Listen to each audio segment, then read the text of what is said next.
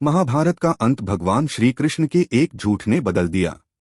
हिंदू धर्म में 33 करोड़ से अधिक देवी देवता हैं, जिनसे जुड़े अनेक प्रसिद्ध कहानियां हैं। हमारे पूर्वजों से देवी देवताओं की कहानियां अक्सर सुनी हैं। हम आज इस लेख में आपको महाभारत से जुड़ी एक कहानी बताने जा रहे हैं।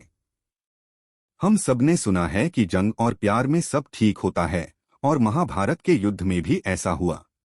पांडवों को युद्ध में जीत दिलाने के लिए भगवान श्री कृष्ण ने भी कई झूठ बोले थे। लेकिन महाभारत का परिणाम शायद कुछ अलग होता अगर भगवान कृष्ण ने इसे नहीं किया होता। चलिए आज इस लेख में आपको बताते हैं कि महाभारत का अंत आखिर कौन सा झूठ था। जब पांडवों और कौरवों के बीच महाभारत का युद्ध शुरू हुआ, बर्बरीक ने अपनी मां को वचन दिया। जब भीम के पुत्र और घटोत्कच के पुत्र बर्बरीक को यह खबर मिली तो वे भी इस युद्ध में भाग लेना चाहेंगे।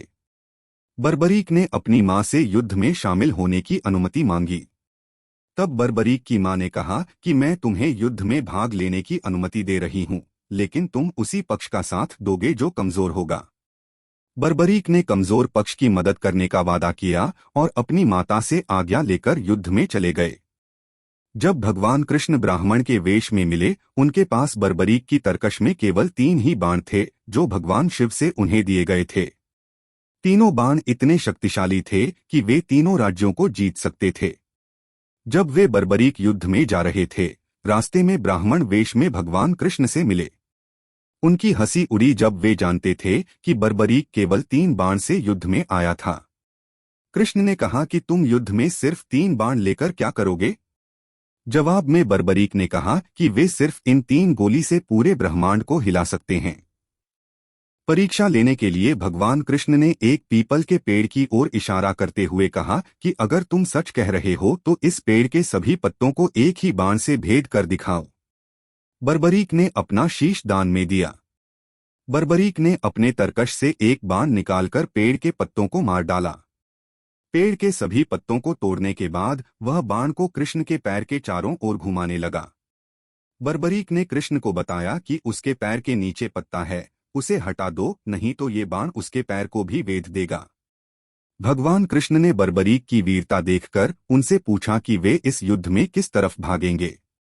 बर्बरीक ने अपने माता को दिए वादे के बारे में बताया और कहा कि वह जो पक्ष निर्बल होगा उसका साथ देगा।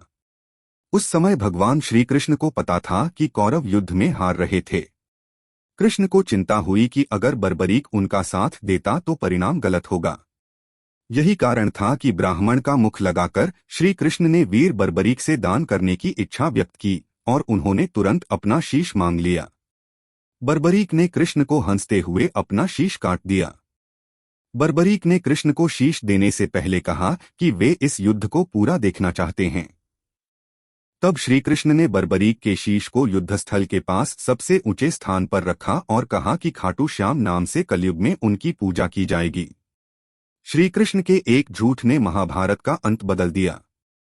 खाटू श्याम मंदिर जयपुर से 80 किलोमीटर दूर सीकर जिले में लोगों की आस्था का एक स्थान है। इसी वीर बर्बरीक का मंदिर खाटू श्याम है, जहां दूर दूर से भक्त आकर अपनी मनोकामना पूर्ति के लिए मन्नत मांगते हैं।